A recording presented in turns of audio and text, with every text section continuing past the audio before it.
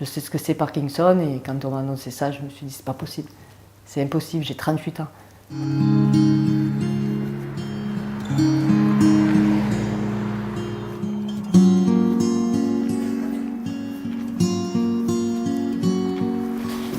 Bonjour. Ça va? Et vous? Tu pourras me commander les cartes du magasin? Ah oui. Mon quotidien maintenant est compliqué, donc je ne travaille plus, donc je descends pour voir un peu du monde, pour être un peu avec ma belle-mère, pour me sortir un peu de la maison. Bonjour. Vous allez bien? Et vous?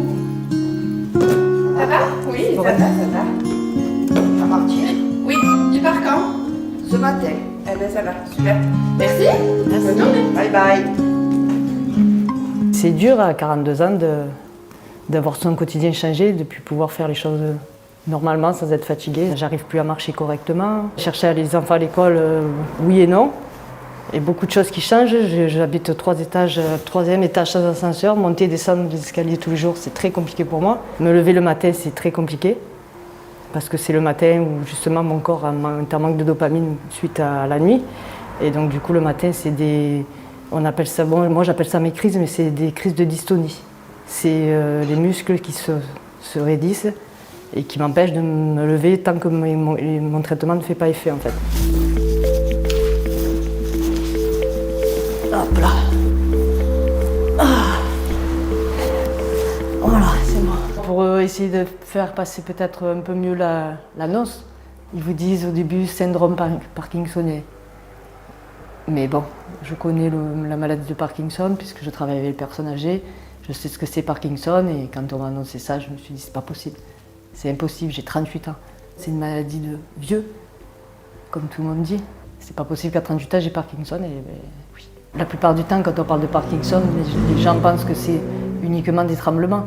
Et Parkinson, c'est pas que ça. Là en l'occurrence au début c'était léger. J'avais uniquement les tremblements. Le fait de ne plus pouvoir me servir de ma main, mon bras droit, je n'arrivais plus à écrire, je n'arrivais plus à me brosser les dents, à manger de la main droite. Tout geste devenait très compliqué en fait. Les traitements, vous en avez plusieurs. Hein. Vous avez donc les traitements médicamenteux, avec lesquels on a commencé. Et en fait, au plus la maladie évolue, au plus on vous augmente les traitements ou on vous change par rapport aux effets secondaires. Et après, le problème, c'est que tout stress, toute émotion importante fait que la maladie de Parkinson n'aime pas ça. Donc elle s'en sert et moi je l'appelle le démon Parky. C'est un démon qui rentre à moi et qui essaye de me grignoter de l'intérieur en fait. Et chaque bon point pour lui, il les prend et puis vous mettez un coup de plus dans la tête et puis du coup il faut réadapter le traitement, le stress de la vie, le stress de tous les jours, les contrariétés. J'installe le produit le matin dans la pompe, donc il y a plein de réglages et en fait bon, moi je suis dosée à 3,5 mg par heure. Le problème de la pompe c'est que je l'ai refusée pendant un moment parce qu'en fait ça fait partie des traitements de seconde phase comme ils appellent ça. C'est une fois que les médicaments ne font plus assez d'effet et qu'on a essayé plusieurs traitements, et bien, on vous demande de passer au traitement de seconde phase. La maladie évolue, tout simplement. La pompe, ça m'a aidé, en fait, si vous voulez, à me stabiliser. Parce que j'étais arrivée à un seuil où, dans Parkinson, vous avez des phases, on appelle ça les phases off. C'est quand le traitement ne fait plus, commence à moins faire effet, vous êtes complètement un légume, entre guillemets.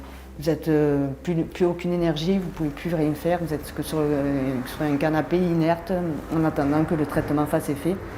Et après, quand vous avez trop dosé, quand le médicament fait effet un peu plus fortement, en fait ça monte et d'un coup on appelle ça les dyskinésies. Alors la dyskinésie, c'est les mouvements incontrôlés. Plein de mouvements, j'ai la tête qui bouge, j'ai les bras qui bougent. Et avec cette pompe, voilà, ça me stabilise.